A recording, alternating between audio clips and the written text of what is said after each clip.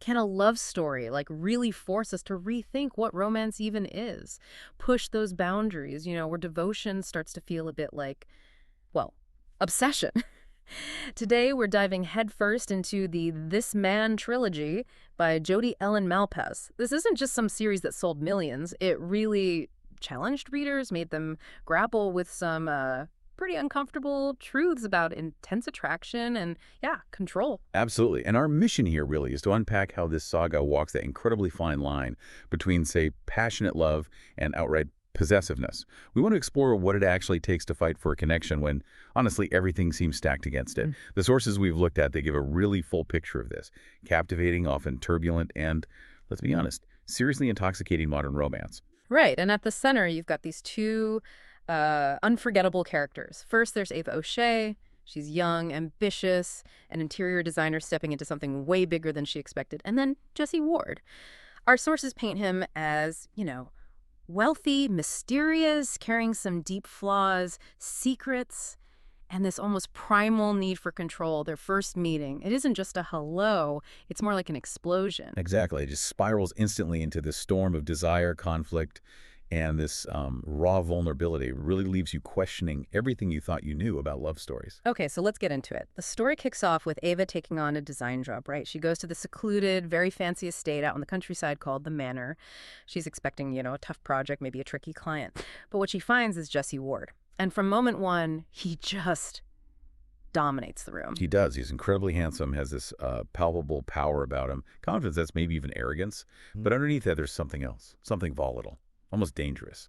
And it both pushes Ava away and pulls her right in. It's quite the dynamic. So Jesse goes after her relentlessly. And this is where it gets interesting and maybe a little unsettling. Well, yeah, because it forces you to ask questions right away. Our sources really point this out. Jesse doesn't just, court Ava. He almost claims her. He uses everything, his charm, his money, that sheer force of personality to just break down her defenses systematically. Yeah. And the books, right from page 1, make you sit with that tension. Is this incredibly intense pursuit proof of deep love, or is it actually a huge red flag, a sign of, needing control? It sets up all the conflict to come. And then comes that first big shocker pretty early in This Man. It just completely flips Ava's script. She finds out the manor isn't just Jesse's house. It's also a private members club, known for, and our sources use words like indulgence and hedonism. Right. Hinting at these lavish, very secret parties. A world totally alien to Ava. And bam, just like that, her trust in Jesse, it's shaken deeply. So yeah, think about it. How do you balance that off-the-charts chemistry, that pull you feel, with these massive flashing warning signs about his secret life? It's a tough spot. It really is. And this early chaos isn't just for drama's sake. It's key to understanding them. This immediate hit to Ava's trust, it ties directly into Jesse's own stuff. His demons, these deep emotional wounds he carries, this almost primal fear of being abandoned. So his love, it's passionate, all-consuming even, but it's tangled up with intense jealousy and control. That's the core conflict right there in book 1. Love burning so bright it might just burn everything down. Makes you wonder if passion can survive that kind of pressure. Okay, so Ava's reeling from all this, right? Her trust is basically in tatters. And that brings us into the second book, Beneath This Man. She's seriously questioning if she can actually build a future with someone hiding so much. But Jesse, our sources say he just digs in his heels. Oh, completely. He refuses to let her go. It's like he sees Ava as his lifeline, And he makes it crystal clear he will fight tooth and nail to keep her. And this is where his past really starts bubbling up, isn't it? Not just secrets, but actual people. Exactly. Exes, business rivals, old connections, they all start crawling out of the woodwork, threatening to expose even more secrets, parts of his life Ava had no clue about.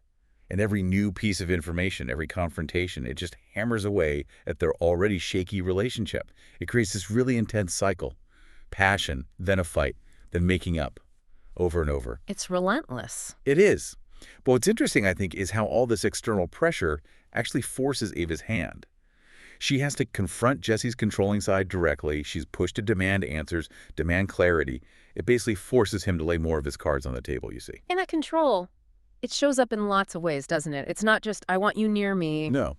Our sources detail how he dictates things, insists on stuff. Sometimes he straight up manipulates situations, managing her schedule, influencing who she sees, all aimed at keeping her close, tethered to him. But even with all that, that dominance, you start seeing these little cracks, right? Little glimpses of vulnerability under that tough exterior. That's such a crucial point. It's not just control for control's sake. There's vulnerability driving it.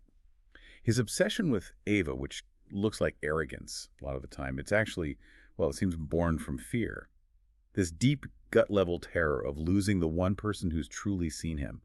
You know, it almost mirrors some patterns in, like, anxious attachment styles, where that intense fear of loss comes out as this compulsive need for control. It's a coping mechanism, but one that can push away the very person you're trying to hold on to.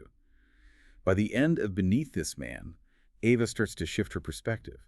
She sees him not just as this broken guy, but as someone capable of this huge, unwavering love. She recognizes that even with all the emotional chaos he drags around, his devotion to her is absolute. And she realizes leaving him wouldn't just be walking away. It'd feel like abandoning someone who, in his own messed up way, has given her everything. Wow, yeah, that's a heavy realization. And that understanding sort of paves the way for the final book, doesn't it? This man confessed. This is where they finally find some kind of resolution. Exactly. Resolution is the key word. The heart of this last book, according to our sources, is Jesse finally coming clean. His big confession.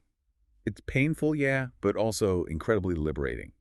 He lays out the whole truth about his past, warts and all. And Ava has to face all of it, the full picture. The full, raw picture. His mistakes, his regrets, the real reasons behind that obsessive nature. But here's the thing. Instead of breaking them, these really difficult truths, they actually become the foundation for their future. It's kind of unexpected, right? But that hard-won honesty allows for something more real, more solid between them. It's like turning that vulnerability into strength. Precisely.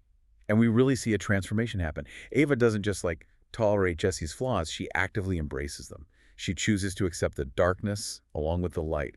And Jesse, he has to learn the really hard lesson that real love, real devotion, isn't about holding on tight. It's about loosening that grip. Yeah, our sources really emphasize his struggle there, letting Ava have her space, breathe, and trusting. Trusting that she chooses him freely, not because she's forced or manipulated. That trust piece is huge for him. And the climax of the trilogy, it's intense. Their relationship gets pushed right to the edge by outside stuff and their own internal struggles. But they make it through. Stronger, actually. That wild, almost destructive passion they started with. It morphs into something. Well, more enduring, more grounded. They find that balance that seemed impossible at first between being independent people and being deeply together, between desire and trust.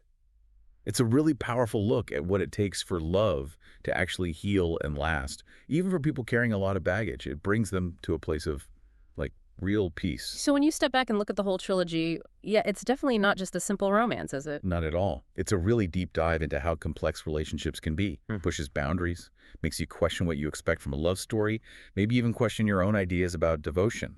What are some of those key themes that really stand out? Well, one of the biggest and maybe most uncomfortable is how it explores that blurry line between passionate love and, frankly, obsession or control. The books don't just say the line is blurry, they make you feel it through Ava's own confusion and Jesse's actions, which are often suffocating, right? It forces you to constantly ask, is this romantic or is this a major red flag? Definitely. And trust, too. How fragile it is, but also how resilient it can be. It gets broken and rebuilt so many times. Absolutely. And it really hammers home that healing, real healing in a relationship, it takes vulnerability. For both people. You know, Jesse Ward, he's not just your typical tortured hero. He's almost like a modern Byronic figure. Magnetic, yes, but deeply flawed, scarred. His possessiveness is part of his magnetism, weirdly enough. Malpas is clever in how she uses his internal conflicts, those sudden mood shifts, the controlling moments. He keeps the tension high, keeps you and Ava guessing about his real motives under all that charm. And Ava's journey is just as important. She doesn't stay static. Not at all. She grows massively. From this quite cautious professional woman to someone who learns to navigate this intense love affair on her own terms. She finds this balance between being compassionate towards Jesse's struggles and having her own strength. She chooses him, yeah, but with her eyes wide open. It's fascinating, isn't it, how these two people, Ava and Jesse, they seem like they shouldn't work on paper at all, yet they just can't seem to exist without each other. Their whole story kind of reminds you that love isn't always neat and tidy. It's often messy, incredibly passionate, sometimes totally overwhelming and chaotic. But for them, our sources seem to agree it's worth all the struggle, maybe even because of that beautiful chaos. So as we wrap up this deep dive, it really becomes clear why this Man trilogy stuck with so many people, why it has this lasting appeal. It's this really gripping story about desire, obsession, yes, but also vulnerability and finally redemption. It pulls you into their world where love is like this dangerous fire, but also somehow a healing light. Yeah, it really is. And through Ava and Jesse, you see how love can push you, test you, almost break you, but still offer this incredible chance for growth and starting fresh. What stays with you, I think, is how the story suggests that the best love isn't about finding perfection. It's about choosing to stay, choosing to fight through the hard stuff, and choosing to heal together, embracing all the messy bits, the imperfections, that beautiful chaos. Well said. Thank you for joining us on this deep dive into the This Man trilogy. We hope it gets you thinking about the power of love, maybe not as some easy fairy tale, but as this journey that takes real courage, honesty, and transformation. So here's a final thought to chew on. In a world that seems obsessed with finding the perfect, uncomplicated relationship, what can we actually learn from a love story that doesn't just survive its chaos, but maybe even thrives because it dares to embrace it all?